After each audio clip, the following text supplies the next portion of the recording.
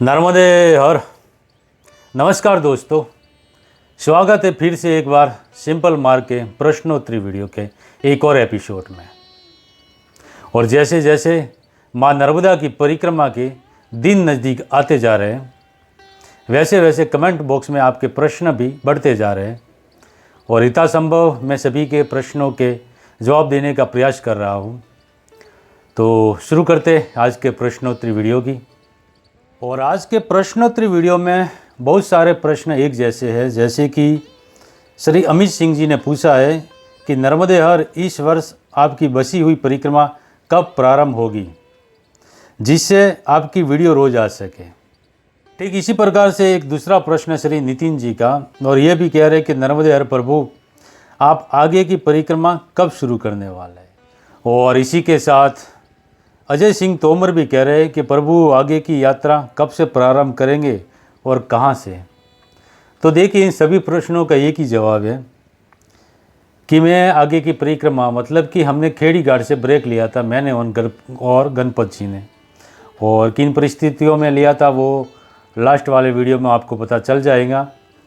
तो खेड़ी घाट से हमने ब्रेक लिया था, तो फिर से दोबारा दीपावली के बाद सप्तमी या गोपाष्टमी के दिन से हम अपनी यात्रा की शुरुआत करेंगे खेड़ी घाट से।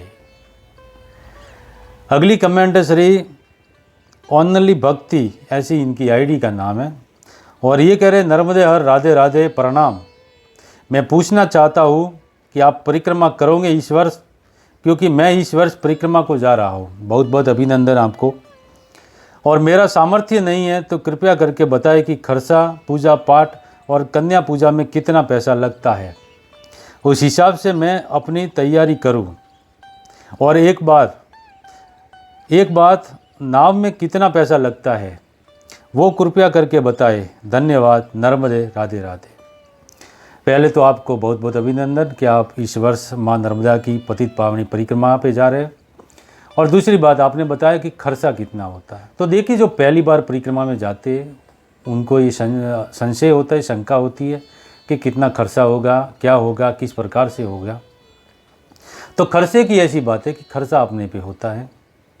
एक प्रकार से हम सन्यासी बन के जा रहे हैं तो हमें कम से कम खर्चा करना है। अगर ज़रूरत ना लगे तो पैसे खर्च नहीं करने। जहाँ पर अति आवश्यक हो, जैसे कि हमारी कुछ आवश्यक सामग्री हो, जूते हैं और पहनने के कपड़े फट जाते हैं, या फिर थोड़ी बहुत सामग्री हमें खरीदनी होती है, जैसे कपड़े धोने के साबुन वगैरह, तो उसमें बहुत कम खर्चा लगता है। और कई पर को मैया के जो भक्त होते उनके द्वारा दान दक्षिणा में भी 10-20 रुपये 50 रुपये ऐसे मिलते रहते, तो उनसे अपना ये खर्चा पूरा हो जाता है। और खर्चे की एक आवश्यकता ये भी पड़ती है, कभी कभी अगर आश्रम नज़दीक नहीं आते और भूख लगी होती है तो नाश्ता भी करना होता है। तो इस प्रकार से थोड़े बहुत पैसे साथ में रखना पड़ता है। और सामान तो आप अपने हिसाब से घर से ले सकते हैं, कितना लगता है वो अंदाज़ा हर किसी का अलग अलग होता है। कोई कितना सामान लेता है, कोई कितनी महंगी बैग लेता है, कोई सस्ती लेता है, कोई स्लीपिंग बैग लेता है, कोई कंबल लेता है, तो वो अपने ऊपर है। हाँ, रास्ते का मैं आपको बता दूँ कि 5 से 7 हज़ार में पूर्ण परिक्रमा हो जाती है। और दूसरी आप बात की, आपने नाव का खर्चा पूछा, तो माँ नर्मदा में जो सहायक नदियाँ मिलती है उन्हें भी हमें कई बार नावों से पार करना होता है।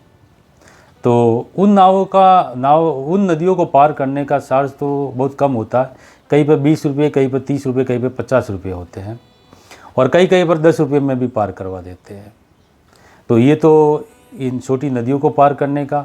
रही बात माँ नर्मदा के आखिरी तट अथवा रेवा सागर संगम, तो वहाँ पर जो नावों से पार करते हैं समुद्र को, तो उसका पिछले वर्ष तक 250 रुपये था। पहले तो पैदल परिक्रमावासी के लिए 100 रुपये थे, और जो बसों से यात्रा करते थे उनके पास 150 से 200 रुपये लेते थे। मगर पिछली बार जो नया टेंडर जिन्होंने लिया उन्होंने एक ही किराया रखा था सबके लिए 250 रुपये, चाहे पैदल हो या वाहन के द्वारा करता हूँ। और इस वर्ष अभी मैंने 2-3 दिन पहले न्यूज़पेपर में पढ़ा था कि इस वर्ष माँ नर्मदा की जो परिक्रमा में जो समुद्र पार करवाते हैं उसका किराया बहुत बढ़ा दिया है, लगभग 750 रुपये रखा है। अभी फाइनली पता नहीं है, मगर पेपर में ऐसा पढ़ा था, तो ये कुछ बता दिया। अगली कमेंट है श्री DB खतना जी की। ये कह रहे हैं नर्मदे हर मान्यवर श्री, आप ये 2024 और 25 की नर्मदा परिक्रमा करने वाले हैं तो प्लीज़ बताइए, ताकि हम भी आप साथ में परिक्रमा करने का लाभ ले सकें। एक ऐसी ही दूसरी और कमेंट है, ये है श्री स्नेहा बहन जोशी जी की, और ये भी कह रहे हैं नर्मदे हर, क्या हम आपके साथ परिक्रमा कर सकते हैं भाई साहब? जी बिल्कुल कर सकते हैं, करने में मुझे क्या दिक्कत है। अगर जो भी साथ आता है तो उन सभी को अपने पैरों से चलना है, मगर मेरे चलने की गति बहुत कम होती है तो मेरे साथ कोई चल नहीं पाता, क्योंकि हम हमारी मस्ती से चलते हैं। मैं और गणपत जी चल रहे काफ़ी लंबे समय से, शुरुआत से, और हमारा मन मेल भी है और हमारे चलने की गति भी एक जैसी है, तो हम चल पा रहे। और हर किसी की गति एक जैसी नहीं होती है। और दूसरी बात, हम इस वर्ष भी परिक्रमा जो हमारी अधूरी रह गई है, ब्रेक लिया था, वहाँ से शुरू करने वाले हैं। अगर ओमकारेश्वर से नए सिरे से परिक्रमा की शुरुआत करने वाले होते तो ज़रूर आपके साथ परिक्रमा का हम भी सौभाग्य प्राप्त करते, मगर इस वर्ष नहीं हो पाएगा। अगली कमेंट है श्री शिवाजी की। ये कह रहे हैं मैं दंडवत परिक्रमा करना चाहता हूँ, कृपया इसके बारे में बताएं। देखिए, दंडवत परिक्रमा बहुत सारे परिक्रमावासी करते हैं और रास्ते में हमने देखे भी है, मगर उनकी परिक्रमा कैसे होती है, वो लगातार नहीं होती है। जैसे कि दिन में 1-8 किलोमीटर काटते हैं, अपने साथ में साइकिल और या फिर एक किसी अन्य व्यक्ति को रखते हैं और इस प्रकार से दंडवत, मतलब सोते सोते एक पत्थर रखते या नारियल रखते कोई भी, और दंडवत परिक्रमा करते हैं। और 1-8 किलोमीटर काट के फिर पास में जो भी आश्रम होता है तो वहाँ पर चले जाते हैं और फिर सुबह वापस आते हैं और वहीं से यात्रा की शुरुआत करते हैं। तो ये बहुत कष्टप्रद और लंबी यात्रा है और आपको ठीक लगे तो कर सकते हैं, बाकी इसके बारे में मुझे कोई ज़्यादा अनुभव नहीं है। तो जिस आप करना चाहे बहुत आपको अभिनंदन, कर सकते हैं। अगली कमेंट है श्री सुरेश भाई उपाध्याय, और ये कह रहे हैं कि रोज़ कितना चलना पड़ता है, और इस वर्ष भी आप परिक्रमा करने जा रहे हैं तो इन्होंने अपना नंबर दिया, मुझे कांटेक्ट कर सकते हैं।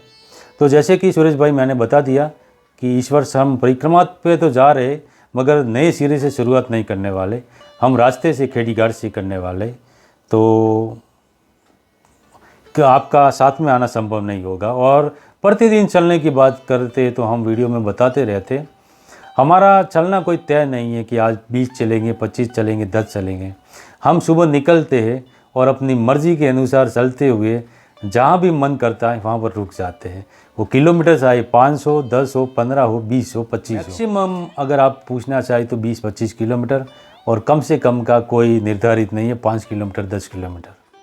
अगली कमेंट है श्री मुकेश शर्मा जी की, और ये कह रहे नर्मदे हर, परिक्रमा में साथ में कमंडल या केतली क्यों रखते हैं और उसका क्या महत्व है? तो देखिए मुकेश जी, परिक्रमावासी अपने साथ एक कीतली या जो बंडी रखते हैं स्टील की, उसे परिक्रमावासी और साधु संत लोग, आश्रमवासी लोग कमंडल कहकर बुलाते हैं।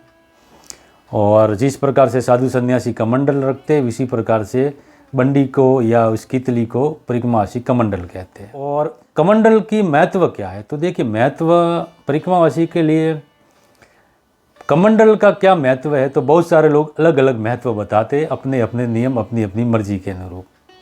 जैसे कि रास्ते में मुझे बहुत सारे परिक्रमावासी मिले थे और कुछ उनका कहना ऐसा था कि दंड और कमंडल की अलग परिभाषा है। ये दंड व्यास दंड है और ये हमारा साथी बराबर है, वो साथी है, वो बात अलग है, मगर इसको ज़मीन पे नहीं रखना चाहिए, इसको उठा के, मेरा ये सब मानना नहीं है।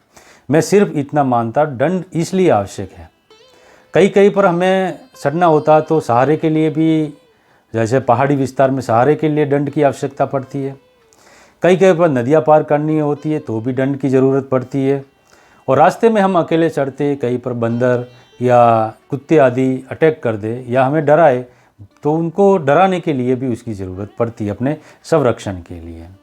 और कितली के बारे में बहुत से कहते हैं कि कितली रखनी पड़ती है, क्योंकि कहीं पर हम खाना खिचड़ी वगैरह कितली में पका कर खा सकते हैं। तो देखिए, अभी तक शायद जो बोलते हैं उन लोगों ने भी कितली में शायद खाना नहीं पकाया होगा।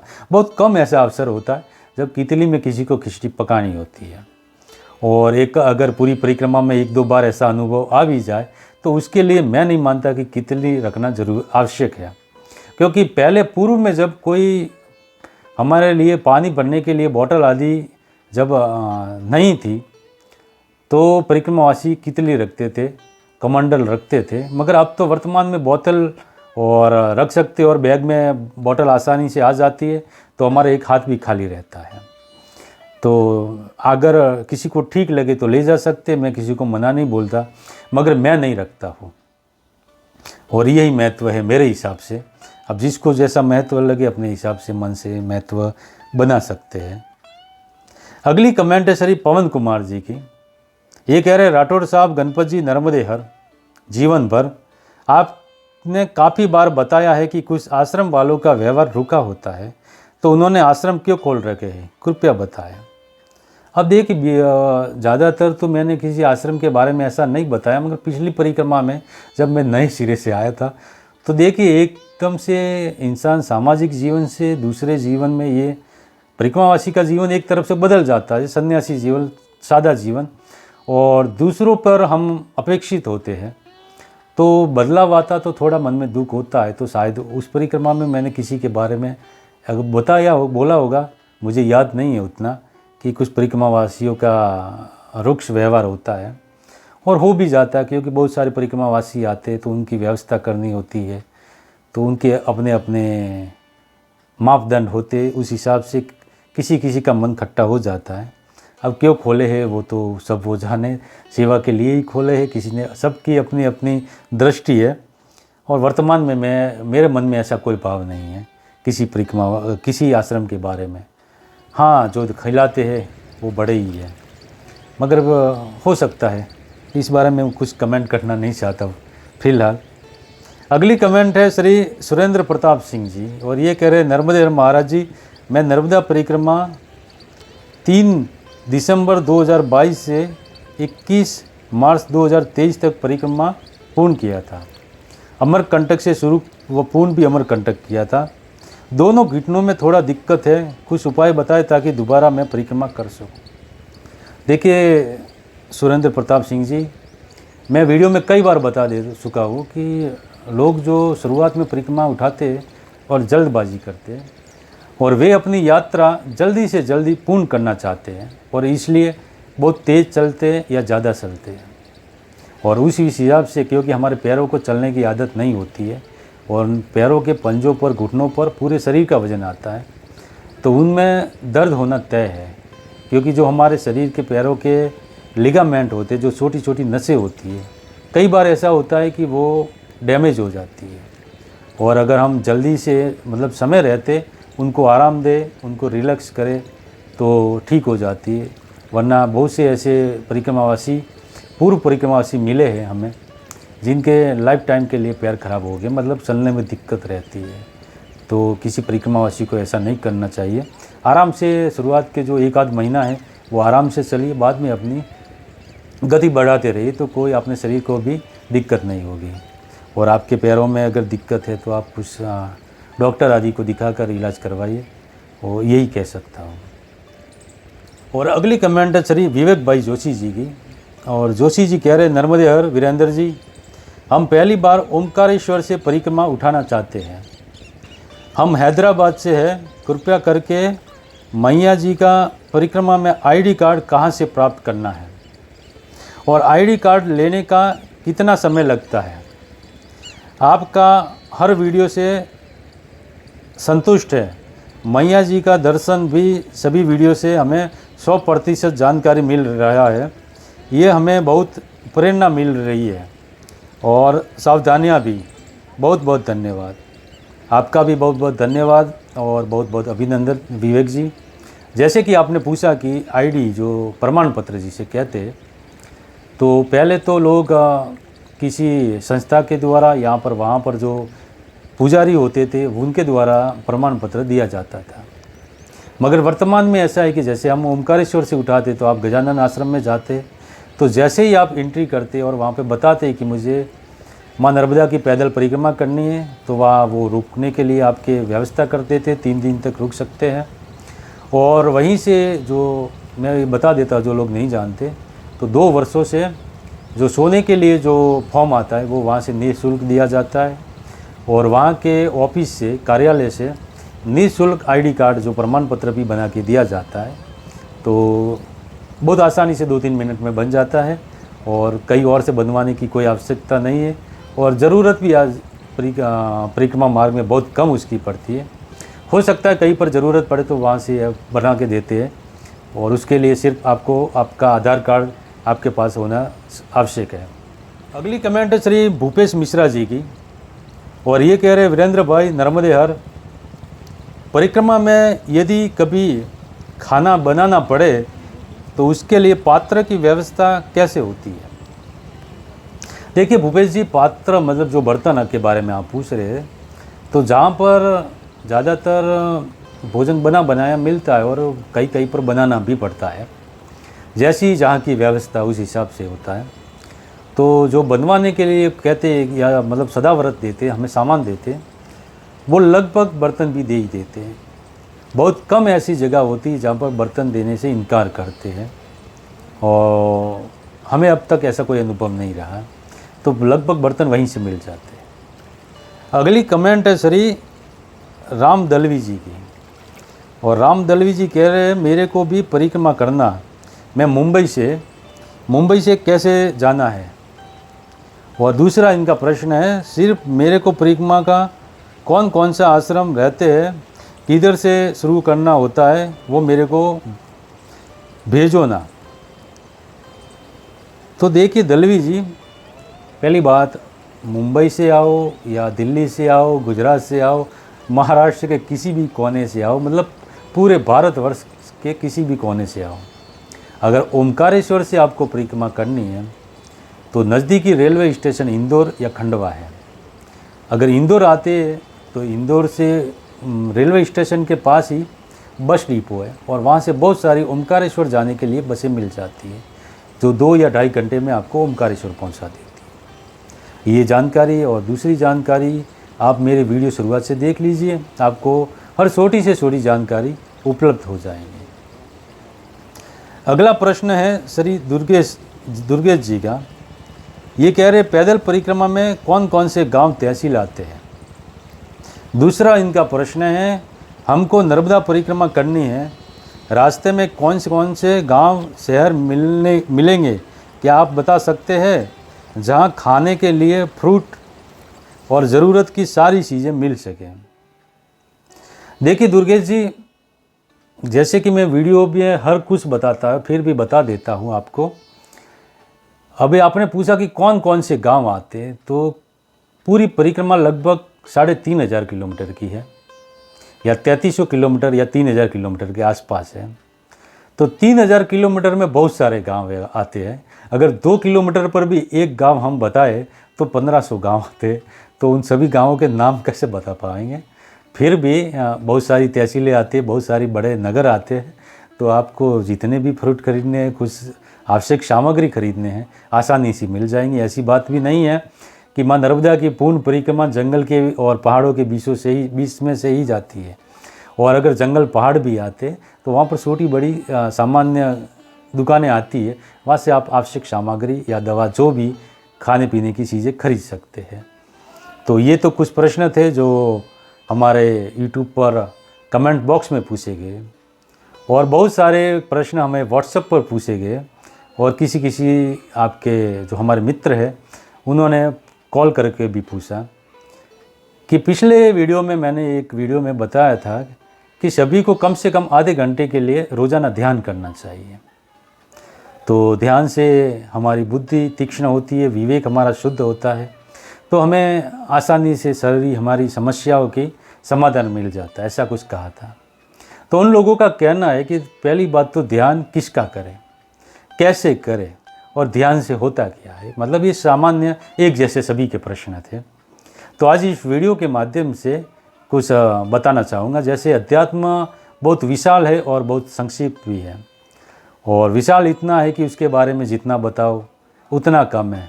हमारे सनातन धर्म में अध्यात्म के ऊपर इतने शास्त्र है कि अगर पढ़ने जाए तो पूरी ज़िंदगी बीत जाए, तो और समझने जाए तो 2 मिनट में से पूरा समझ सकते हैं। तो इस वीडियो में पूरा तो नहीं बता पाऊँगा, जैसे आपके प्रश्न पूछा है उस बारे में बता दूँगा, और जैसे जैसे इस प्रकार के अध्यात्म से जुड़े आप लोगों के प्रश्न होंगे उसी प्रकार से वीडियो बनाकर वीडियो के माध्यम से आप सभी को समझाता रहूँगा, जैसी मेरी बुद्धि है।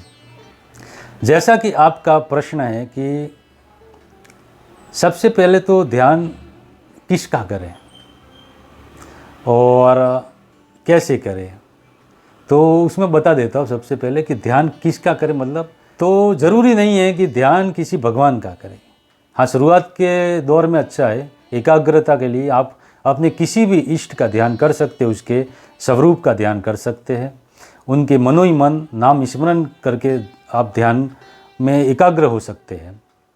बाकी जैसे जैसे आप आगे बढ़ेंगे, आपका स्टेप बढ़ेगा ध्यान में, वैसे वैसे ये सब छूटता जाएगा। और ध्यान स्वयं की आत्मा का है, शून्य का है। तो किसी भी प्रकार के मतलब स्वरूप का ध्यान हमें ध्यान की गहराइयों में नहीं जाने देंगे।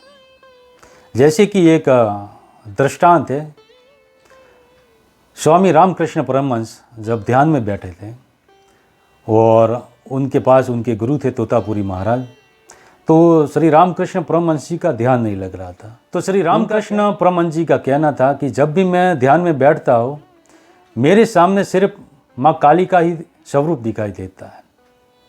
तब तोतापुरी महाराज ने कहा था कि ये जो काली माँ की मूर्ति थी जो दिखाई दे रही है इसको तोड़ दें। और रामकृष्ण परमहंस ने कहा कैसे तोड़ूँ, तो कि जिस कल्पना से तूने ये मूर्ति बनाई, ये स्वरूप बनाया, उसी कल्पना से तलवार बना और इस मूर्ति को तोड़ दे। कहने का तात्पर्य कि इसके आगे बढ़, अगर इसी पर टिका रहा तो तू ध्यान की गहराइयों में नहीं जा पाएगा। मगर फिर भी बहुत प्रयासों के बाद जब रामकृष्ण परमहंस जी को ध्यान नहीं लग रहा था, ध्यान की गहराइयों में नहीं जा रहे थे, तो ऐसे खींच कर श्री तोतापुरी महाराज ने एक पास में कांच का टुकड़ा पड़ा था और श्री रामकृष्ण परमहंस जी के ध्यान चक्र पे, आज्ञा चक्र पर उस कांच के टुकड़े को छुपा दिया। और फिर इस प्रकार से वो एक गुरु कृपा थी, रामकृष्ण परमहंस जी को ध्यान लग गया और ध्यान की गहराइयों में चले गए। अब दूसरा प्रश्न है कि ध्यान से होता क्या है, तो इसको हम आज के वीडियो में, थोड़ा वीडियो लंबा होगा कोई बात नहीं, मगर बता देता हूँ कि ध्यान को हम विज्ञान और ज्ञान दोनों से परखेंगे, क्योंकि विज्ञान की भाषा वर्तमान समय में जो बुद्धिजीवी लोग हैं उनको भी आसानी से समझ आ जाती है, वरना फिर तरह तरह के तर्क वितर्क होते हैं। तो अगर हम मनोविज्ञान में देखें तो जो हमारा मन होता है, मन मस्तिष्क, मन को ही हम मस्तिष्क को ही हम मन कहते हैं, क्योंकि हमारे मन का जो पड़ाव होता है या जो स्थान होता है वो मस्तिष्क ही होता है। और मनोविज्ञान में हमारे मस्तिष्क या मन के 3 स्तर होते हैं, चेतन, अचेतन और अवचेतन। अब इन तीनों में के बारे में बता दें तो चेतन जो जागृत अवस्था है, अवचेतन जो स्वप्न अवस्था, जब हमारा शरीर काम नहीं करता, विश्राम करता है, मगर मन हमारा जागृत होता है, उसे अवचेतन कहते हैं। और अचेतन वो अवस्था होती है जिसमें हमारा शरीर भी विश्राम करता है और हमारा मन भी पूर्ण रूप से विश्राम करता है। वैसे हमारे ब्रेन की जो तरंगें होती है, वेव्स होती है, उनको मापने के लिए जो मनोचिकित्सक जो जिस मशीन का उपयोग करते हैं उसे EEG मशीन कहते हैं। और EEG मशीन अर्थात इलेक्ट्रोइंसेफेलोग्राम इसका फुल फॉर्म है। और ये जो मशीन होता है ये हमारे ब्रेन की वेव्स को, तरंगों को 5 स्तर में मापता है। पहली होती है बीटा, दूसरी होती है अल्फा, तीसरी होती है थीटा और चौथी डेल्टा और 5वीं गामा होती है। अब शुरुआत करें बीटा से। बीटा अर्थात हमारी जागृत अवस्था, हम जो हमारे कार्य जो सामान्य कार्य करते हैं वो बीटा होती है। और कभी कभार क्रोध आता है और तनाव होता है, टेंशन में होते हैं, उसे हाई बीटा कहते हैं। ये उसके मापदंड है ये। और उसके आगे आती है अल्फ़ा। अल्फा वो स्तर है हमारे मस्तिष्क का, हमारे ब्रेन का, जिसमें हम रिलैक्स महसूस करते हैं, जैसे कि कोई कार्य करते हैं, ड्राइविंग करते हैं, या जिससे हमें सुख प्राप्त हो, कोई कार्य करते हम एकाग्र होकर और हमें रिलैक्स अनुभव करते, वो हमारे अल्फा स्तर होते हैं। इसके आगे जाए तो थीटा होता है, और थीटा हमारी नींद की वो अवस्था होती है जिसमें हमारा शरीर सो जाता है मगर मन जागृत रहता है। मतलब कि पूर्ण रूप से हमें नींद नहीं आती है, उस समय हमारा मस्तिष्क थीटा स्तर पर होता है। अब उसके आगे बढ़े तो डेल्टा आता है। डेल्टा स्तर में ये होता है कि हमारा मन और शरीर दोनों विश्रांत की अवस्था में होता है। मतलब कि हमें कभी कभार गाढ़ नींद आती है, उसमें ना स्वप्न होता है, हमें बिल्कुल भान नहीं होता, ना शरीर का, हर किसी का, तो उसे हम डेल्टा में स्तर में समझेंगे। और उसके आगे होती है गामा। गामा में बहुत कम लोग जा पाते हैं इस स्तर तक, और मनोविज्ञान या मनोचिकित्सकों के पास ऐसी कोई दवाई नहीं है, ऐसा कोई साधन नहीं है जो इंसानी ब्रेन को गामा तक पहुंचा सके। गामा तक पहुंचाने के लिए सिर्फ एक ही रास्ता है, और वो है ध्यान। और ये स्तर सिद्ध योगियों का होता है, और सामान्य लोग यहाँ तक नहीं पहुँच पाते। अब बात करें, आप शायद समझ गए होंगे जो मैं समझाना चाहता हूँ। अब बात करें अध्यात्म विज्ञान की या योग की या ध्यान की। वर्तमान में हम ध्यान की बात करते हैं, तो हमारी अध्यात्म में हमारी चेतना होती है, उसके 4 स्तर बताए गए। जैसे कि ईजी मशीन 5 स्तर बताता है, उसी प्रकार हमारी जो अध्यात्म शास्त्र है वो हमारी चेतना के 4 स्तर बताता है। पहला है जागृत, दूसरा है स्वप्न, दूसरा है सुषुप्त, और चौथी है तुरीय अवस्था। जागृत, जैसे कि इसके नाम के अनुरूप हम जागृत अवस्था में हमारी चेतना है वो जागृत अवस्था कहती है। जैसे कि रोजिंदा हम कार्य करते, हम बैठते, खाते, पीते, घूमते, ये हमारी जागृत अवस्था होगी। और दूसरी हमारी चेतना की अवस्था होती है स्वप्न। स्वप्न अवस्था वो होती है जिसमें हमारी इंद्रियां सुषुप्त हो जाती है, विश्रांति पर होती है, मगर मन हमारा जागृत होता है। और इस अवस्था में हमारा मन वो सभी कार्य करता है जो हम जागृत होकर नहीं कर पाते। मतलब कि एक कल्पनाओं की दुनिया होती है, और मन कई कल्पना करते और सपने के द्वारा उसे जीता है। तीसरी अवस्था होती है सुषुप्त। सुषुप्त अवस्था वही, जैसे कि मैं मनोविज्ञान में बता चुका हूँ, गाढ़ निंद्रा की अवस्था होती है, जिसे हम डेल्टा अवस्था कहते हैं। और सुषुप्त अवस्था में ना मन जागृत रहता है, ना हमारी इंद्रियां जागृत रहती है। इस अवस्था में पूर्ण गाढ़ निंद्रा होती है, पूरी तरह से विश्रांति होती है। और ऐसी अवस्था में हमारे शरीर में जो कोशिकाएं, जो सेल्स नहीं बनते हैं, वो पूरी तरह से रिपेयर होते हैं। अगर हम ज़्यादा थक भी गए हो, बहुत बार ऐसा होता है कि हम बहुत काम करके थक जाते हैं, और तब इस अवस्था में हम नींद लेते, और जब उठते तो एकदम से रिलैक्स हो जाते हैं। चौथी अवस्था है तुरीय अवस्था। और तुरीय अवस्था ये ऐसी है कि यहाँ तक जो पहुँचता है वो सिर्फ एक ही बात कहता है कि पूरे सृष्टि में, पूरे ब्रह्मांड में हम ही हैं। हम, मतलब कि जैसे हमारे वेद कहते हैं कि अहम ब्रह्मास्मि, तो यहाँ पर ये वाक्य सिद्ध होता है कि मैं ही ब्रह्म हूँ। इस तरह की भावना उत्पन्न होती है। और ये एक वो स्तर होती है, जैसे कि हम मोबाइल में देखते हैं, तो मोबाइल में हम इंटरनेट यूज़ करते हैं, तो मोबाइल में काम करते, मतलब कि कई से तरंगें आती है मगर हम देख नहीं पाते।